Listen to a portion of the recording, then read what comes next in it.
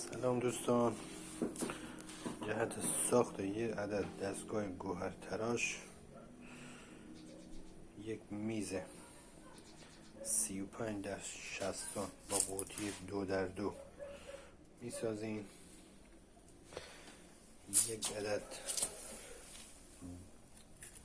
پمپ آب هست که من ازش استفاده کردم.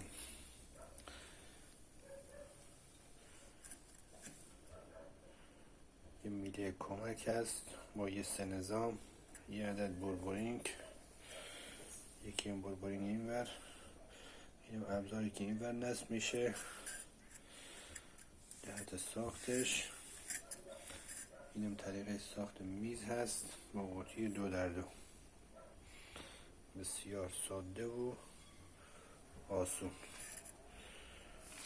یه کاملش رو براتون میگیرم که راحت بتونین درست کنیم.